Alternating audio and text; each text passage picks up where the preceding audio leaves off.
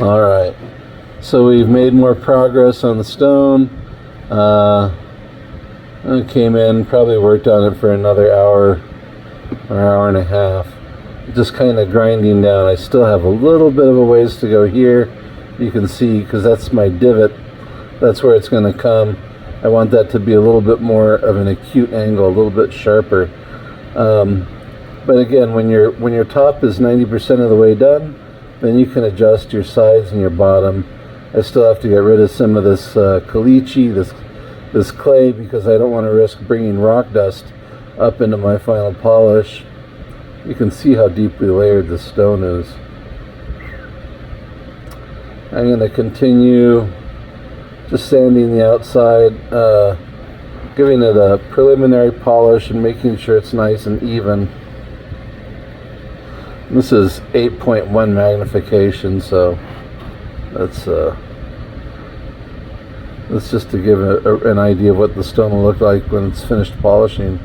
Anyway, I am doing subscriptions and trying to get back to everybody a little bit faster for those who've subscribed, as well as doing a monthly giveaway. There are some benefits, so if you're interested, check it out. Thank you very much, everyone who's liked and subscribed. I'm very, very grateful for you, and we'll be bringing back more content as soon as possible. Thank you, and have a wonderful night. Hello again. Hey, Fire Agate Mark here. I'm going to do a little polish on this sucker. It's already got quite the shine on it, so I decided I'm just going to hit it with a little bit of Diashine Super Soft.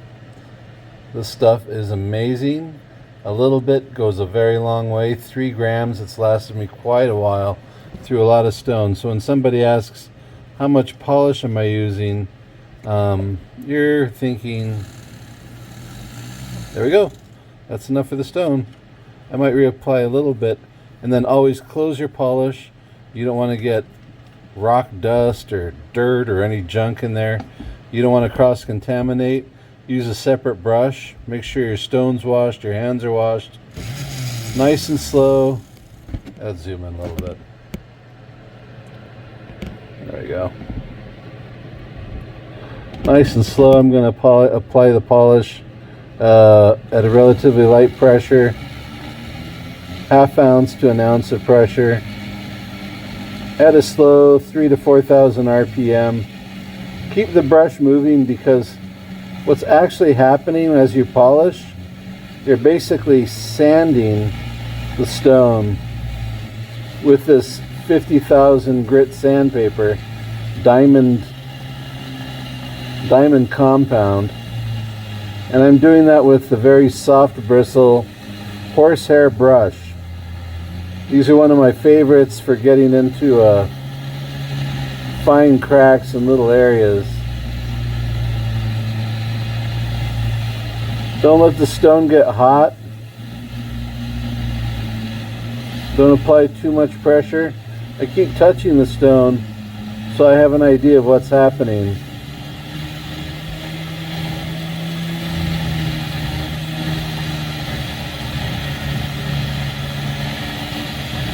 You want to come in basically at every angle.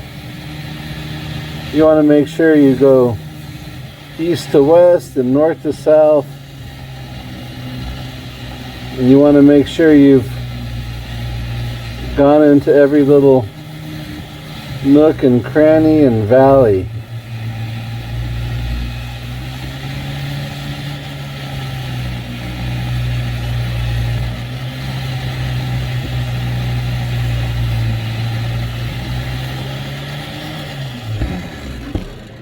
And then every once in a while, take a break and assess the stone. So let me wipe this down.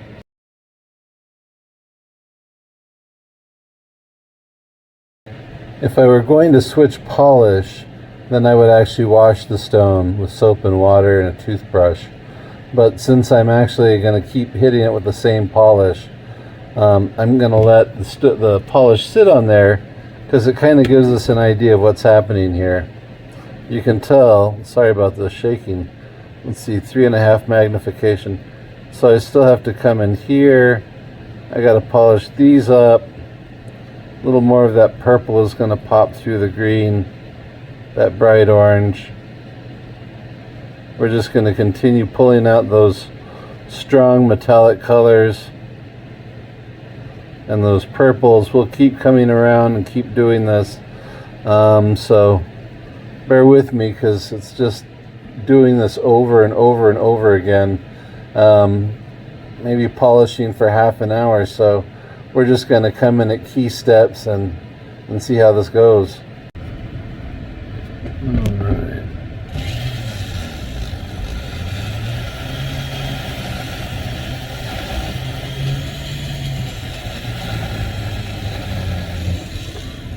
Oh, don't go out of focus. Come on, guys. Here, let's go.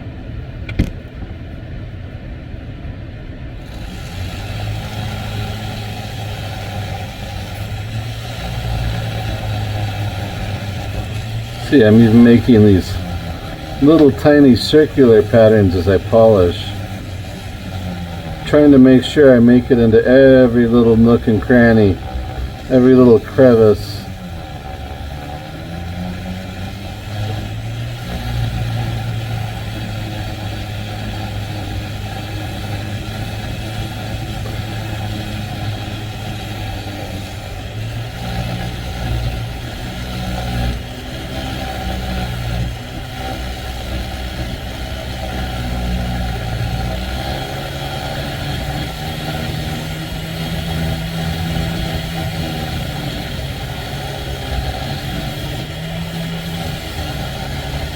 When you're working on getting it down into those valleys, since we are contour carving, you want to make sure you get down into those contours. Very key.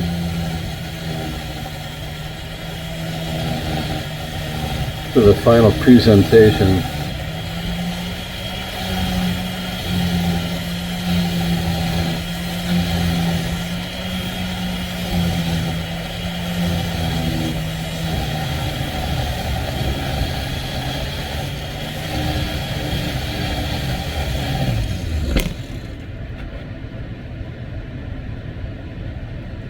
It seems to be coming along.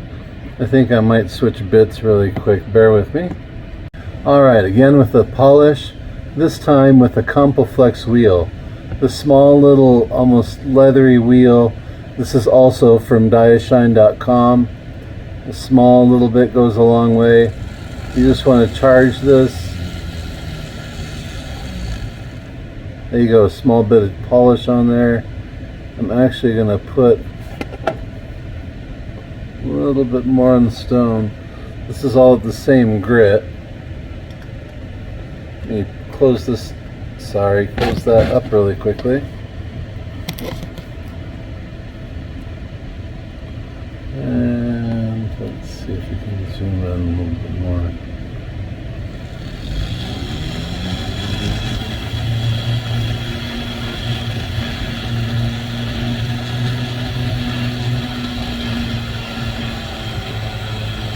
A lot slower, nice and steady, more purposefully. I'm using it to bring it across the different layers to kind of help blend them together a little better.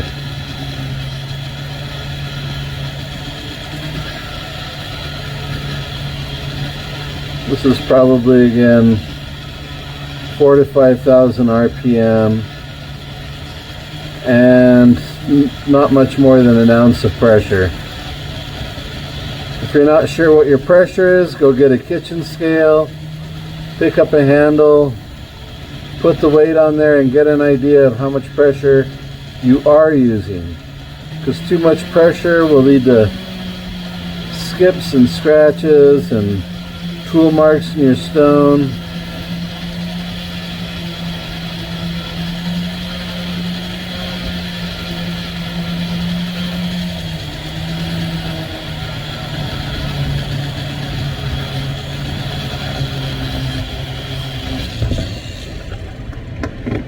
Alright, I'm going to go wash the stone and check her out.